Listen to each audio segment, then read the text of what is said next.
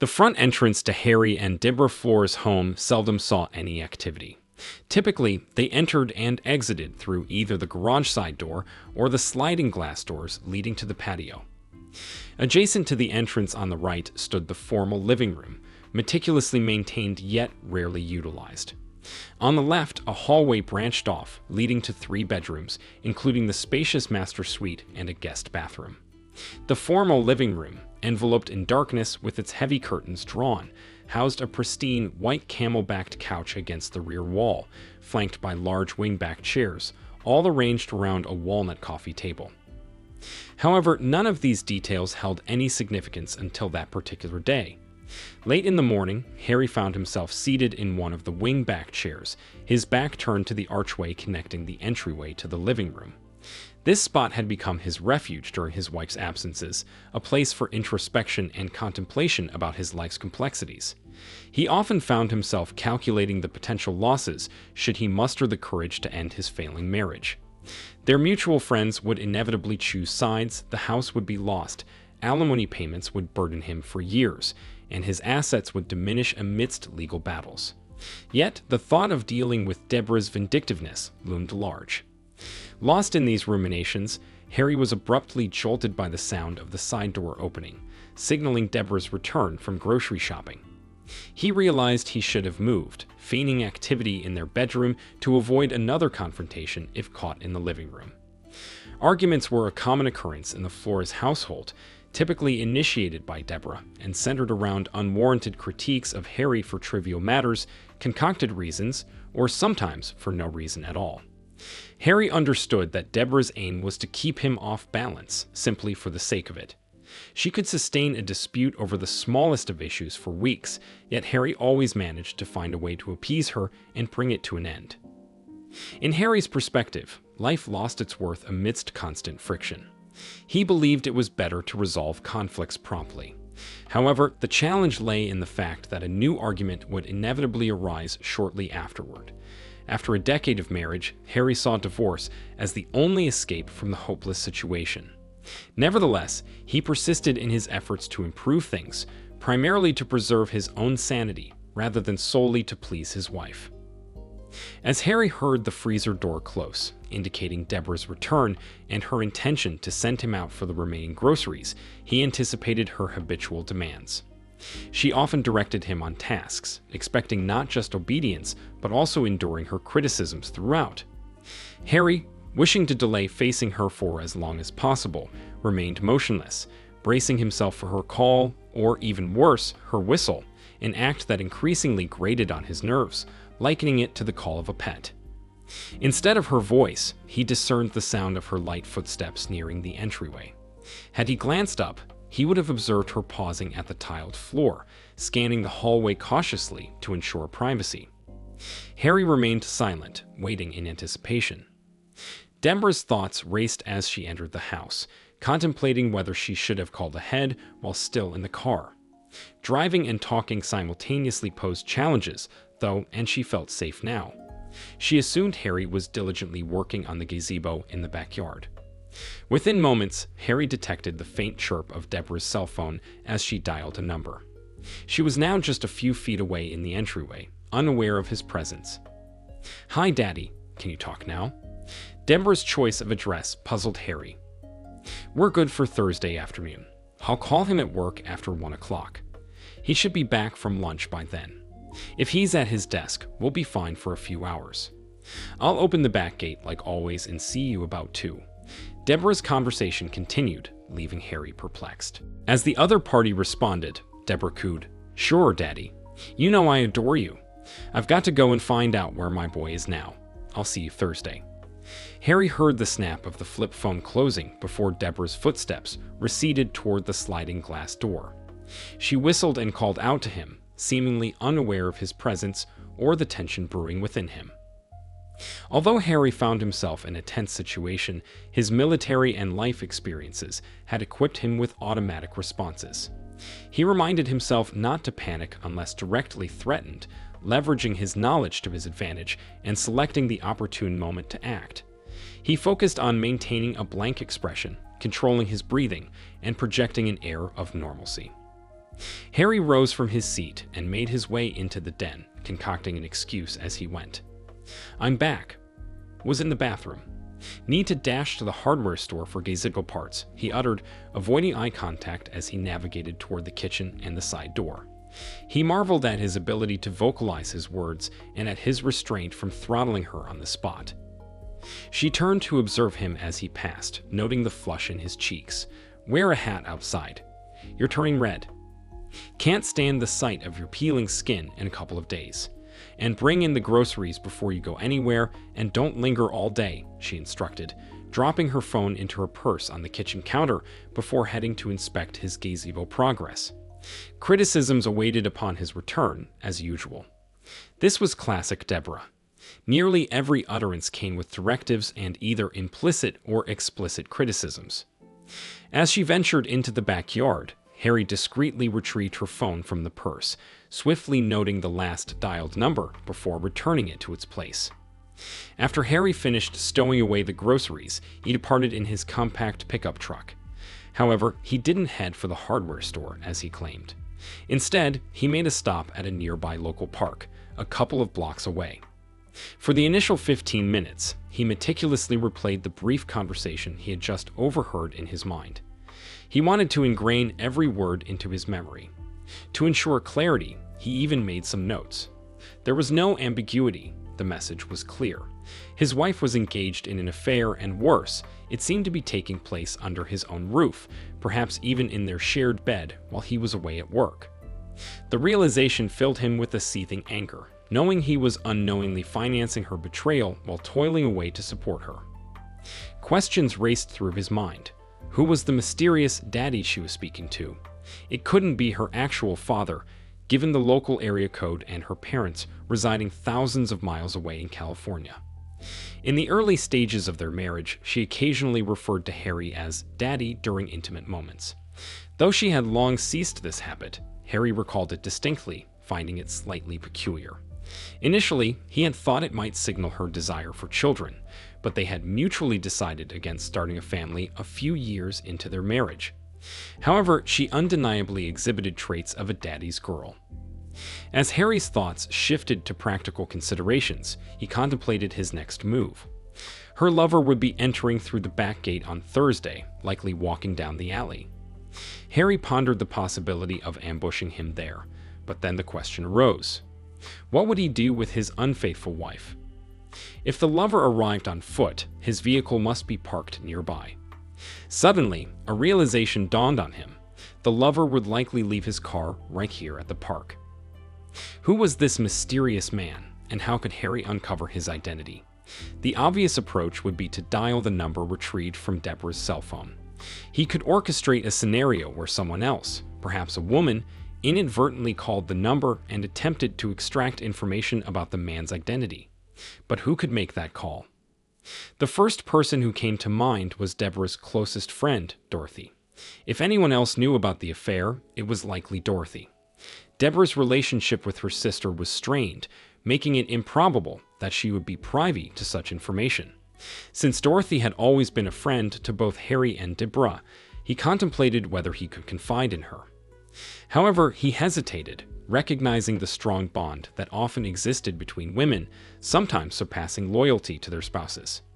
Dorothy was married to John, who, despite their age difference, shared a seemingly loving and devoted relationship with her.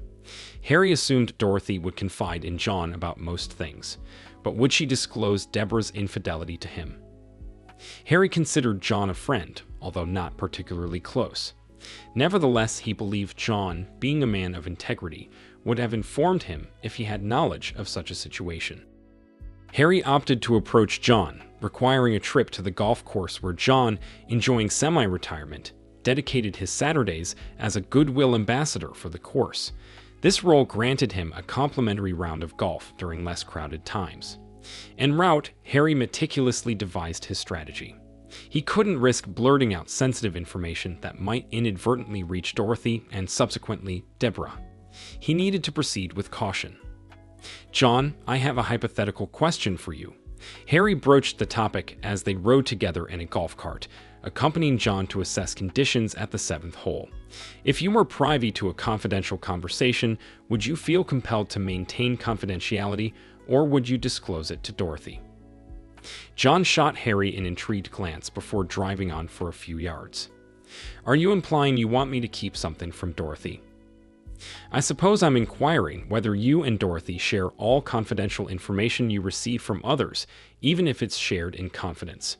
It's purely hypothetical, Harry clarified. John halted the cart, steering onto the grass, and turned to face Harry directly, a sense of expectancy in his gaze. Do you have a specific question in mind? If so, feel free to ask, he replied, his expression remaining intense. In the event I do pose a question, can I trust you to maintain the confidentiality of this conversation? Harry inquired cautiously. I can assure you of this. I won't divulge it unless Dorothy specifically asks, but if she does, I won't deceive her. That's my principle, Harry. I'll respect confidentiality, but I won't lie to my wife or a friend, John asserted firmly. Sensing that John was aware of something, Harry gathered his composure and posed the question directly. John, are you aware of any extramarital affair my wife may be involved in? May be involved in. Technically, no, John responded, before unleashing a torrent of information, as if a floodgate had been opened. It was last New Year's, at the Holden's party, John recounted as he and Harry sat together, discussing the unsettling revelation. Everyone had gathered outside for the fireworks display. Dorothy had indulged in champagne, a rare occurrence for her. Feeling unwell, she retreated upstairs to the bathroom on the landing. While she was indisposed, she heard someone attempting to open the door. After she finished and exited the bathroom, she heard noises emanating from down the hall, where it curves toward the bedrooms. Concerned that someone might be in need of assistance, she investigated. At the end of the hallway, she found Deborah pressed against the wall with a man, engaging in inappropriate behavior. Harry listened intently as John continued, relaying Dorothy's account of the incident. Deborah noticed Dorothy's presence and dismissively gestured for her to leave. On the ride home, Dorothy disclosed the encounter to me. Given the long-standing friendship between Dorothy and Deborah, she opted to speak with Deborah before taking further action. I, however, believed it was imperative to inform you immediately. John paused briefly before divulging Deborah's explanation to Dorothy. According to Deborah, it was a one-time occurrence, fueled by alcohol, a disagreement with you, and aggressive advances from the man in question, Buddy Mitchell. Dorothy is familiar with him. He's notorious for his bullying behavior and married into wealth, his wife being a lawyer. So, Dorothy asked me to keep it quiet, since we didn't want to destroy your marriage over a single incident. But I told her if you ever asked me about it directly, I wouldn't lie to you. It's been eating away at me for these past 5 months. I'm relieved it's out, but I'm truly sorry, man, John confessed, his remorse evident in his tone. Deborah lied to Dorothy. It's not over. She's been carrying on with this guy, or maybe it's some other guy by now. I'd overheard her talking to him on the phone just an hour ago, John added, his anguish palpable. God, man, if I had known, I would have come to you. I'm so sorry, Harry. Let's head back to my place and see what Dorothy has to say. Maybe she knows something else, John suggested, his concern for Harry evident. Leaving the golf course in their respective vehicles, they drove to Dorothy and John's home. Harry broke the news to his wife, who sat down, tears streaming down her face. She had hoped against hope that things would work out for Harry and Deborah. Now, learning that the affair was ongoing, her expression shifted from sorrow to a hint of betrayal. Dorothy had trusted Deborah's assurance that the affair was over, and her actions, or lack thereof, had been based on that lie. Dorothy, there's something you could do for me. I checked Deborah's phone, and I have the number she called. Would you call him, pretend it's a wrong number, and try to get his name? I want to be certain who she's seen now, Harry requested, a glimmer of determination in his eyes. Dorothy, who worked from home as an editor with a PhD in English literature and a background in theater, meticulously strategized her approach. Utilizing her impeccable acting skills and adept social engineering abilities, she prepared for the call. Her flawless English accent, always a source of admiration, would be her key to success. Setting her phone to speaker mode, she dialed the number. "Hi, this is Buddy Mitchell," came the response. Dorothy blinked in surprise. "Sorry, wrong number," she quickly replied, her carefully crafted scenario crumbling before her eyes. Despite the disappointment, the message was clear. Deborah had not terminated her affair with Mitchell, confirming another crucial piece of information. As they deliberated their next steps, Harry remained resolute in his determination to catch Deborah and her paramour in the act at their next rendezvous on Thursday. However, he desired additional evidence to confront his wife comprehensively. He aimed to catch her not only red-handed, but also in the web of lies she would undoubtedly spin to conceal her actions. "I can't afford to hire a detective to tail her. Plus, she might not even meet or communicate with Mitchell before Thursday. Divorce expenses are looming, and I need concrete evidence quickly," Harry voiced his concerns. Silence enveloped the room as they pondered their options. "What if there was a mole?" Dorothy proposed. "A mole? What do you mean?" Harry inquired. "What if someone close to her, like her best friend, were to extract the truth from her?" Dorothy suggested. "You do that?" Harry asked, surprised. "Never underestimate an infuriated woman, guys. I've had enough of her and how she's treated us all. I believe I can concoct a story that will coax the truth out of her," Dorothy asserted confidently. For the next hour, they meticulously devised their plan. Dorothy would reach out to Deborah, feigning desperate need for assistance. They would arrange a coffee meeting on Sunday morning. Meanwhile, John would modify an old purse of Dorothy's to discreetly house a video camera, capturing every word and expression during the rendezvous. By Sunday noon, they anticipated having gathered invaluable insights. "Deborah, I need to talk to you urgently. Can we meet for coffee tomorrow morning? I'm in a bit of a bind, and you're the only one I trust with the experience to help me out," Dorothy appealed over the phone. "What's going on, Dorothy? Is everything all right with you and John?" Deborah responded with concern. "It's not that. Deborah, remember the incident at last New Year's party? Well, I find myself in a situation similar to that." Dorothy hinted, hoping Deborah would understand the gravity of the matter. "Ah, I see. I might be able to offer some assistance with that. How about 10 o'clock at the new coffee spot in the mall? Let's choose a quiet corner to chat. I'll see you there," Deborah agreed readily. Secretly, Deborah couldn't help but smile. It seemed like her old friend was finally breaking free from her shell. Dorothy had been stuck with that old coot of a husband for years, and Deborah believed she deserved better. Besides, Dorothy still had her charm. The thought of having a confidant to share tales with, reminiscent of the bond she once shared with her sister, excited Deborah. She looked forward to imparting her knowledge and wisdom to Dorothy, just as her sister and, more importantly, her father had done for her. Arriving early at the coffee shop, Dorothy selected a table outside under the shelter of an awning. Carefully arranging her purse on the table, she checked the concealed camera inside. She positioned 2 chairs away from the table, leaving only one spot for Deborah to sit.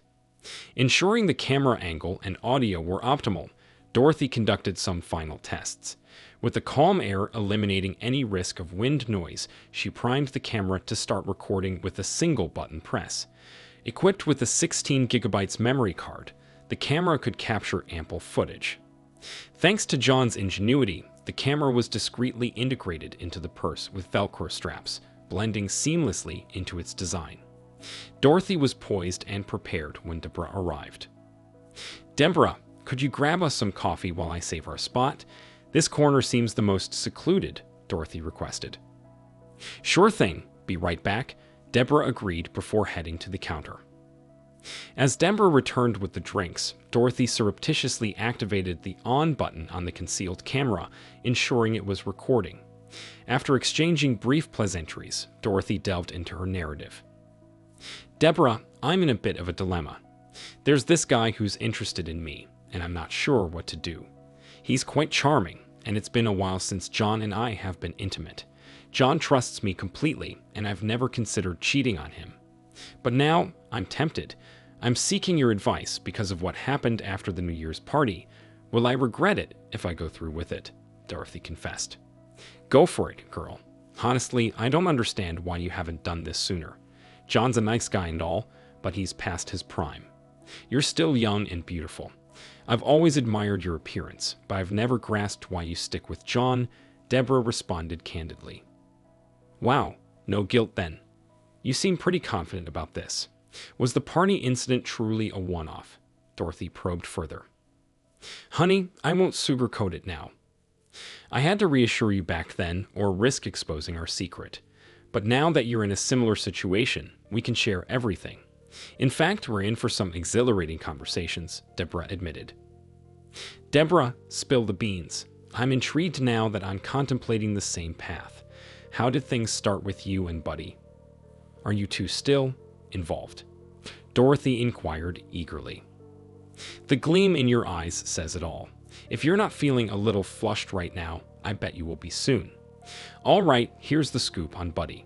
We actually crossed paths 2 months prior at the Holden's Halloween bash, remember?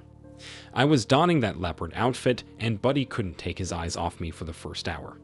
And well, I returned the favor," Deborah disclosed, igniting a conversation filled with intrigue and desire.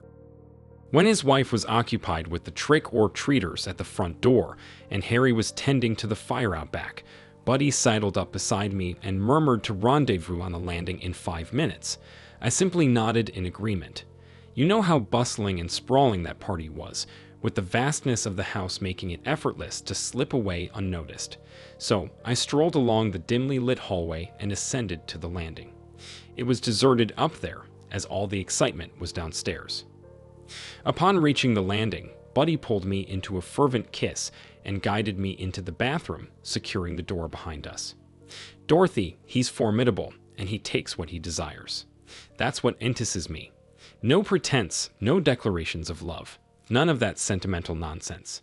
We indulged probably 20 times between that Halloween and New Year's.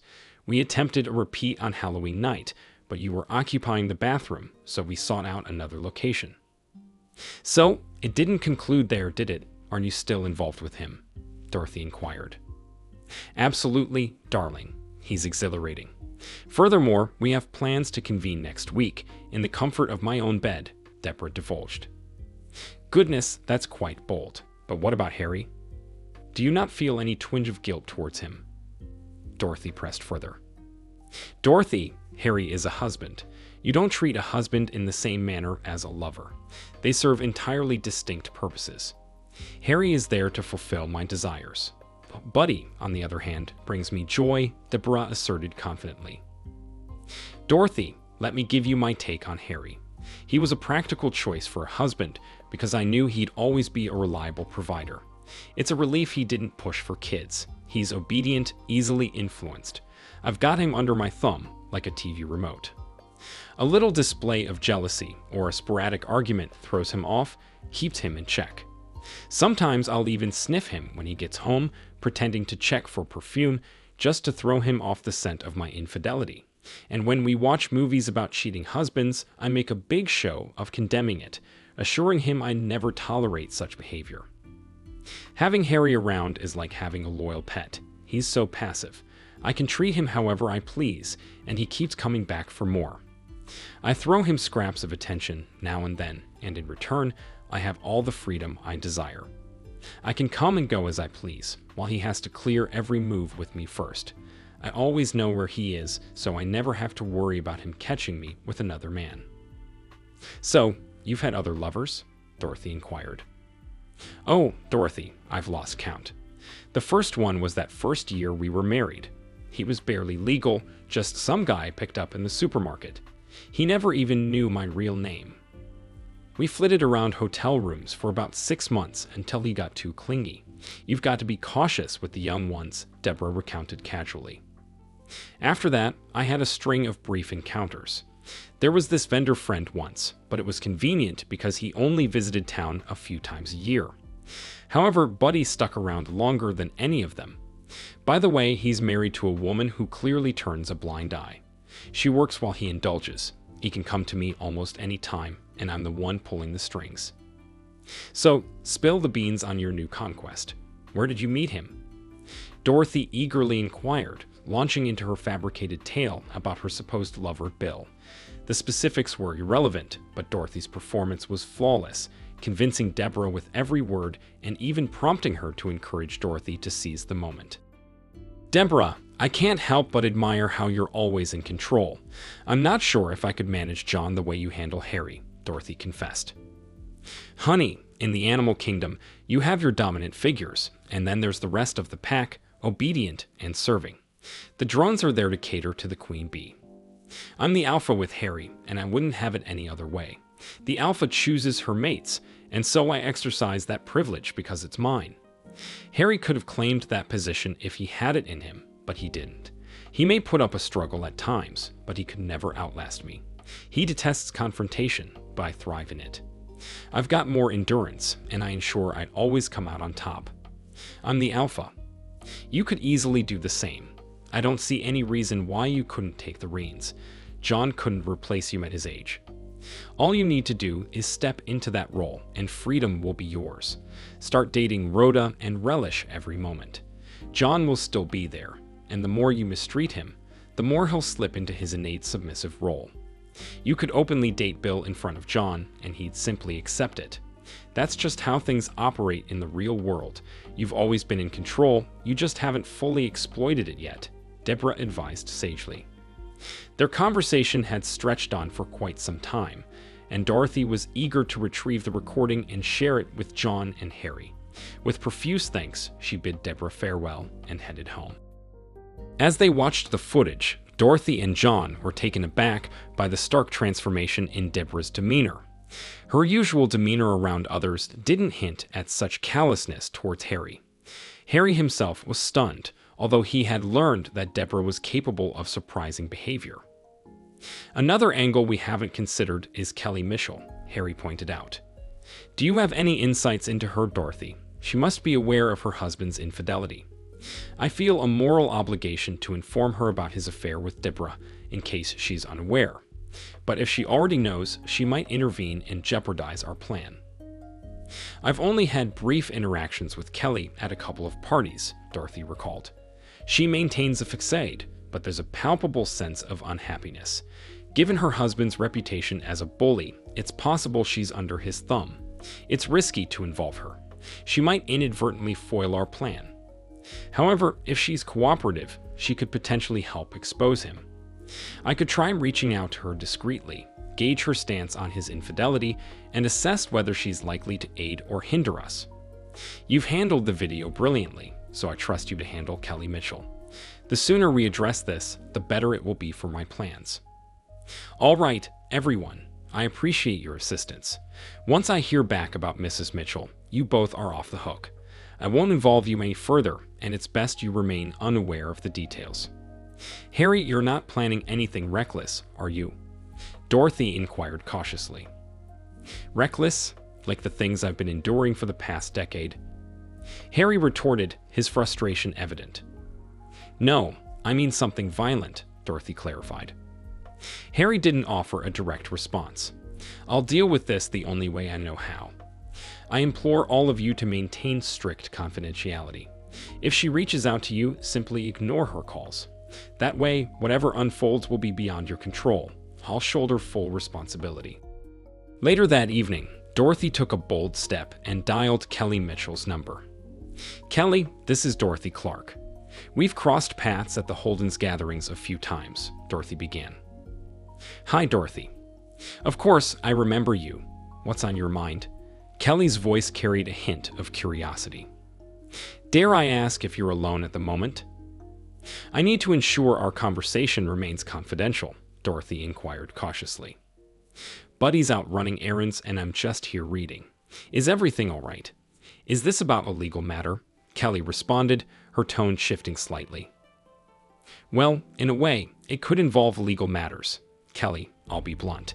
I'm terribly sorry to deliver such news, but I believe you deserve to know. Buddy is being unfaithful to you. It's not with me, but with someone I'm acquainted with. I'm deeply sorry you're hearing this from me," Dorothy conveyed with empathy. There was a heavy silence on the other end, followed by the sound of muffled sobs. "That scumbag.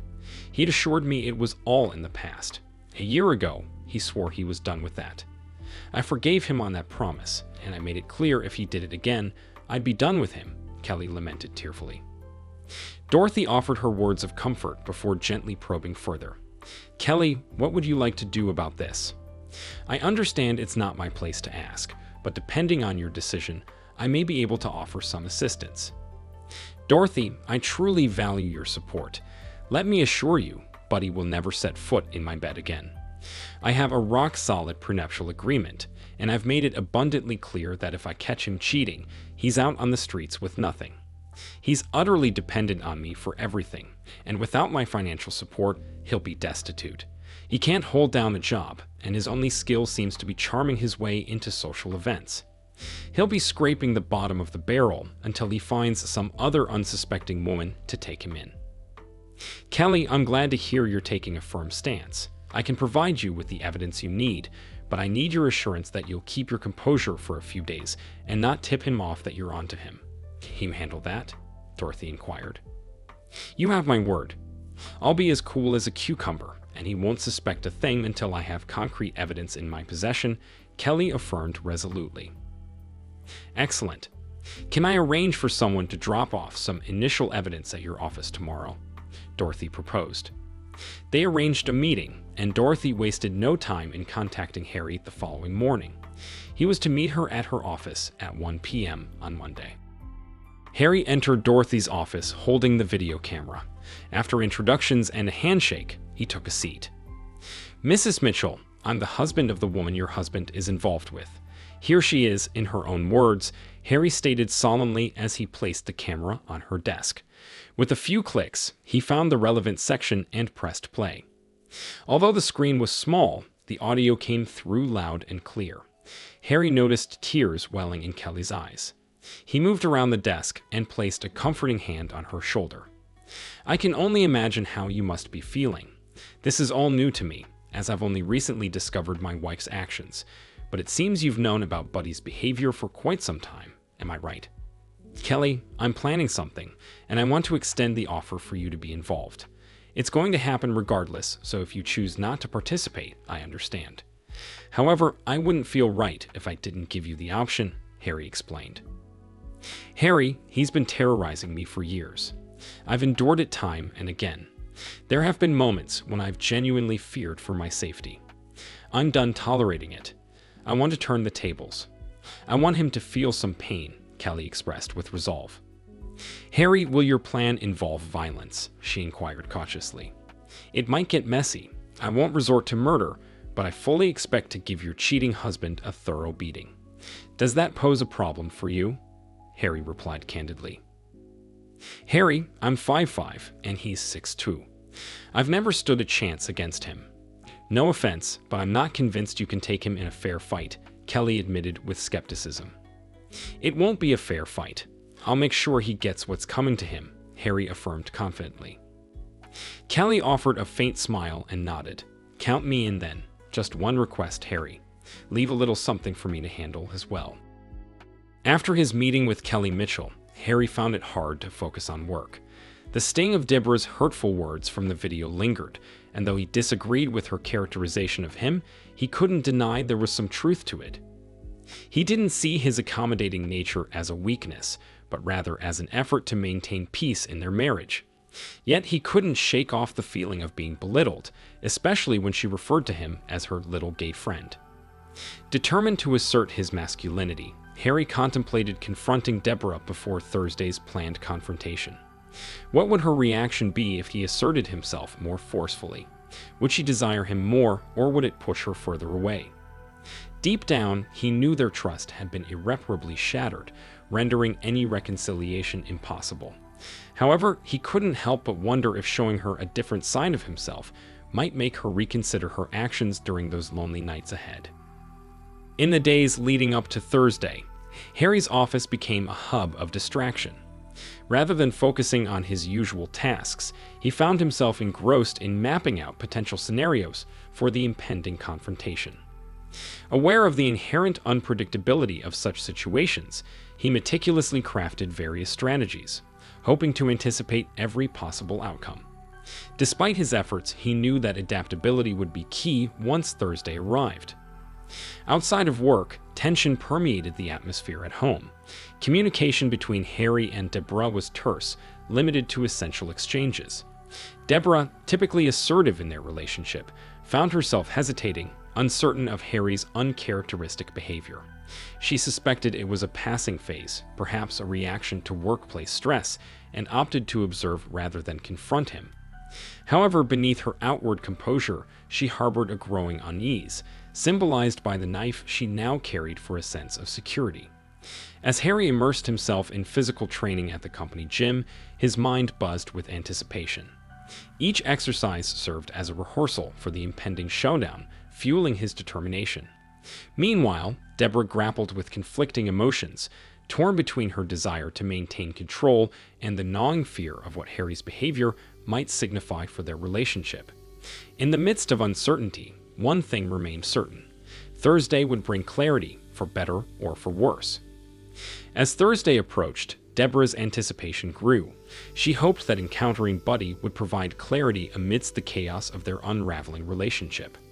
Meanwhile, on Tuesday night, while Deborah was occupied in the shower, Harry delved into his dresser drawers in search of a treasured heirloom from his grandfather.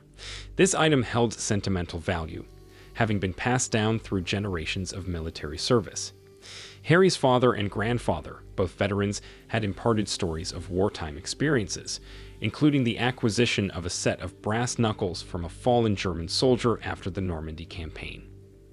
Harry inspected the formidable steel weapon, recognizing its potential significance in the looming conflict with Deborah and her illicit lover.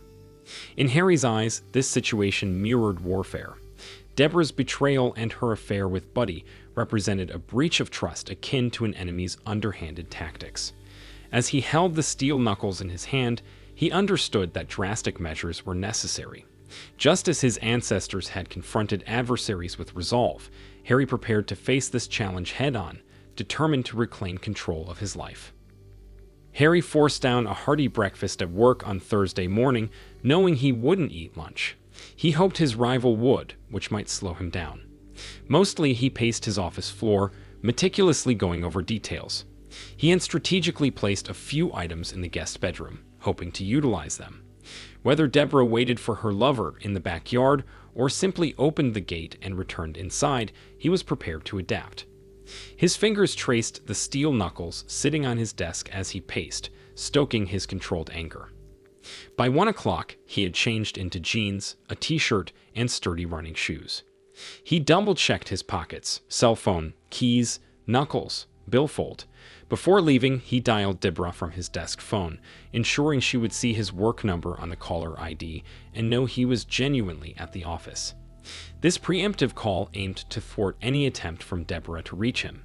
He maintained a calm demeanor on the call, informing her of afternoon meetings and his unavailability. Deborah interpreted his call as a return to his usual docility, easing her concerns. As she prepared to meet her lover, she relaxed with this knowledge. It took 20 minutes for Harry and Kelly to drive to the park. Loverboy's car hadn't arrived yet. Kelly dropped Harry off, and he jogged down the street to his house, slipping into the backyard through the side gate far from the garage. Concealed behind a photinia bush, he anxiously checked the time on his muted phone. At 1:45, Deborah emerged into the backyard clad in a string bikini, making her way toward the back gate, which served as Harry's cue. He had strategically left the side gate slightly ajar, slipping through it and maneuvering around to the front entrance. With his key, he unlocked the front door and traversed the very spot where his wife's betrayal had been uncovered days earlier. Moving swiftly, Harry retrieved a cordless drill and some hardware from the spare bedroom before advancing to the master bedroom. In a matter of moments, he affixed a hasp to the inside of the door, leaving a lock dangling from it. To prevent any accidental closure, he wedged a small piece of wood between the door and the jamb. Heart racing, he armed himself with brass knuckles, grabbed the video camera from the guest bedroom, and poised himself for what lay ahead. Despite the myriad possibilities for things to go awry, Harry remained composed, focusing on executing his plan flawlessly. As he stood in the guest bedroom, brass knuckles donned and camera in hand, he listened intently to the approaching sounds. The sliding glass door shifted, accompanied by laughter and murmurs. Deborah's giggles mingled with a deep, masculine growl, evoking a mental image of her companion. Quietly trailing behind, Harry positioned the camera strategically within the master bedroom, ensuring it captured every damning detail. His anticipation mounted as he awaited the moment of undeniable evidence, the penetration he desperately sought to expose. With bated breath, Harry steeled himself outside the door, bracing for what lay ahead. Minutes stretched into an eternity as the couple indulged in unhurried passion, their intimate exchanges confirming Harry's worst suspicions. The familiarity of Deborah's words only fueled his resentment, solidifying his belief in her unresolved issues. For Harry, the wait was agonizing, each passing moment amplifying his seething rage. Yet he remained steadfast in his resolve, determined to confront the betrayal head-on. Here's what happened next in a nutshell. He had seen enough. With a touch of the brass knuckles for luck, he approached the bed where his wife, Deborah, was entangled with another man. Without hesitation, he shoved the man away, unleashing a furious tirade against him. Steve, the intruder, quickly realized the situation and prepared to confront Harry, Deborah's husband, who seemed to be of smaller stature but radiated a menacing aura. As Steve advanced, Harry strategically stepped back, luring Steve into a false sense of security. With a swift movement, Harry attacked Steve and struck him with his knuckles. Then, with calculated precision, Harry continued the attack. He succeeded, Steve was neutralized and subdued. Meanwhile, Deborah pleaded with Harry to spare Steve, revealing her deceitful nature as she attempted to manipulate the situation in her favor. Unmoved by her pleas, Harry locked the door, trapping them all inside. Deborah's tone shifted from anger to desperation as she realized her vulnerability in the face of Harry's wrath. Harry handcuffed Steve to the bed. He demanded answers from Deborah, unraveling the web of lies she'd spun to justify her infidelity. As Deborah attempted to salvage the situation with half-truths and excuses, Harry exposed her deception, revealing that he had been aware of her affair all along. With cold determination, Harry announced his intention to end their marriage and exact revenge on both Deborah and Steve. Summoning his accomplice, Kelly, Harry orchestrated the final act of his vengeance. With cruel irony, they discussed the fate of Deborah and Steve, contemplating gruesome punishments that would ensure their suffering. Ultimately, Harry decided to leverage legal consequences against Deborah and psychological manipulation against Steve, leaving them both to face the consequences of their actions. I'll be invoking our prenuptial agreement. That will certainly put him in a tight spot. If I catch him cheating, which we clearly have, he gets nothing. I'll take him to the hospital and spin a tale about an accident in the garage. He won't dispute it, knowing I can cut him off completely. If he cooperates, maybe I'll throw him a bone. As for your mistress, she's your problem now. Any ideas on how to handle her? Kelly asked. As for Deborah, her father holds a significant place in her life. I suspect there's more to their history than meets the eye, although I lack concrete evidence.